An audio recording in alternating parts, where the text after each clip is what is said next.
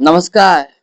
आप लोग को तो ये बात पता है कि पेट्रोल का दाम 102 रुपया है और इतना महंगाई हो गया। अगर बीजेपी 102 से सीधा 250 कर दे तो कैसा लगेगा। महंगाई बहुत ज्यादा, भाई बहुत ज्यादा। उस टॉपिक को 102 रुपया को टॉपिक को आप लोग इतना, भाई बहुत बोले कि 2 रुपया 3 रुपया क्यों बढ़ा रहे हो। तो मैं थोड़ा कांग्रेस का डाटा दिखाता हूँ। जब 70 साल से देश आजाद हुआ था 1947 से 27 पैसा पेट्रोल था। 1957 में 7 पैसा, सीधा डबल हो जाता था कांग्रेस के राज में। 1967 में 85 पैसा पेट्रोल का दाम बढ़ जाता है। और सिर्फ 1977 में 3 रुपया 30 पैसा, डबल से भी डबल, 3 गुना मान सकते हैं बढ़ गया। तब पर भी कोई आवाज नहीं उठाया था। सिर्फ 1987 में 8 पैसा बढ़ गया।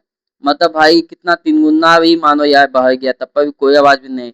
1997 में 22 रुपीज, 8 रुपया से 22 रुपीज। और उस टाइम में बाइक कम यूज होता था, पेट्रोल भी कम यूज होता था, तब पर भी महंगाई बढ़ गया था। ना युद्ध होता था ना कुछ हो रहा था। सिर्फ 2007 में 22 रुपया से सीधा 47 रुपीज हो गया।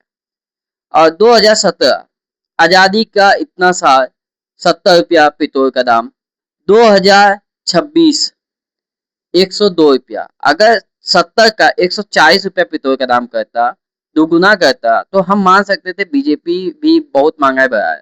सिर्फ कांग्रेस के राज में जितना महंगाई बढ़ा है उतना बीजेपी के राज में नहीं बढ़ा। आप लोग को ये चीज समझना पड़ता है कि हर 10 साल में कुछ महंगाई बढ़ता है, जनसंख्या भी बढ़ता है और उस चीज का जो बनावट है उसको कम हो जाता है। इसी कारण उस चीज का महंगाई बढ़ है।